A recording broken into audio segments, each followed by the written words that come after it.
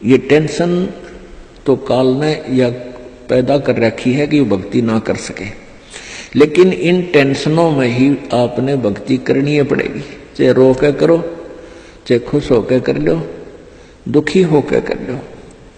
मान लीजिए कोई घर का सदस्य उपदेशी नहीं था, उसकी मृत्यु होगी, दुख तो बहुत आता है, क्योंकि हमारा एक हमारे अंदर एक ऐसी व्यवस्था बन गई, हम रह नहीं सकते, रोना भी पड़ेगा, भाई खूब बुरा हाल विलाप भी करेंगे, लेकिन फिर भगवान भी फिर याद रखे परमात्मा ये क्या ले गए इतने दिन, उन बातों ने ध्यान रखे कि ये क्या लेके गया।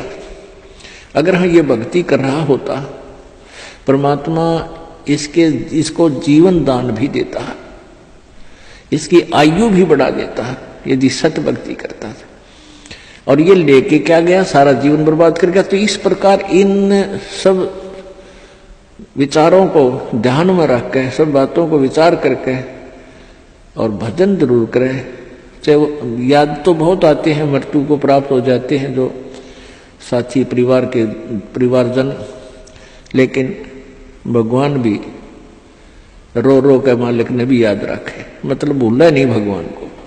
और भी कई प्रकार की टेंशन हो जाती है, किसी प्रकार की कई चिंताएं होती हैं, लेकिन चिंताएं तो हैं, चिंता भी नाम से ही समाप्त होंगी और परमात्मा की भक्ति तक करनी पड़ेगी, इन चिंताओं में करनी पड़ेगी।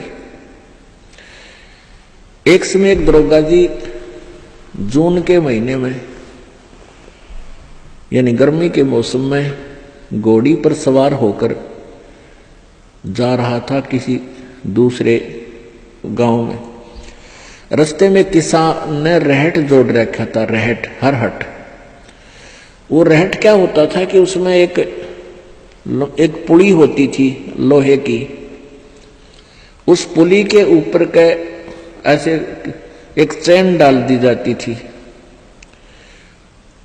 और उसको कोल्लू की तरह, एक कोल्लू आपने देखे हो हाथ के बैलों वाले कोल्लू, उस तरह कोल्लू की तरह बहल से चला जाता था और वो रहट का व्हील घूमता था वह पुड़ी, और उसके ऊपर चैन लगी होती थी। नीचे एक कुआं होता था, वो चैन इतनी लंबी होती थी कि कुएं के जल को छूती थी नीचे तक, और उसका बाल्टियां वेल्ड कर दी जाती थी चैन के ऊपर।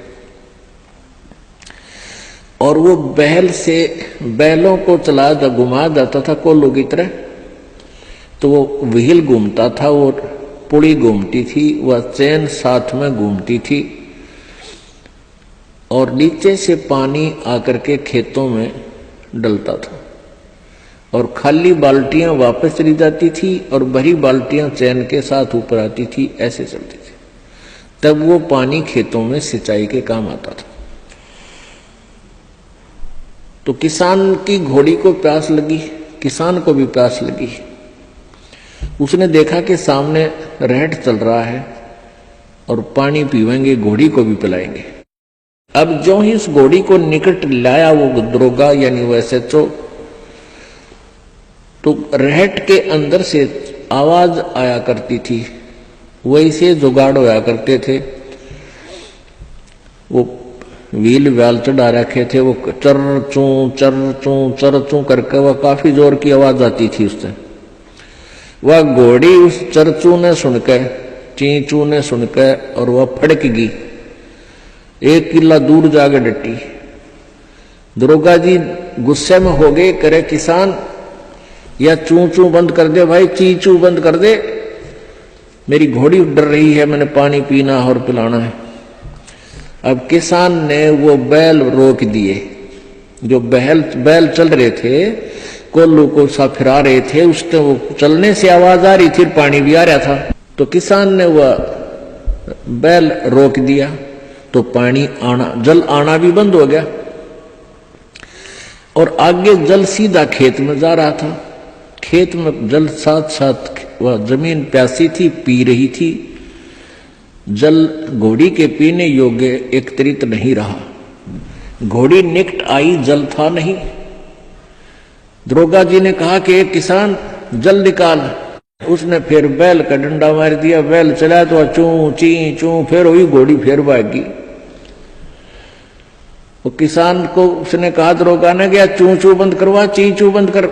उसने फिर बैल रोक दिया, वो फिर घोड़ी लिया, पानी पाया नहीं। तब वो किसान बोला, दरोगा जी इस चींचू में पी गए तो पी गए ना, दोनों मरोगे तुम। तो ये चींचू में ही पीना पड़ेगा ये जल राम नाम का भाई।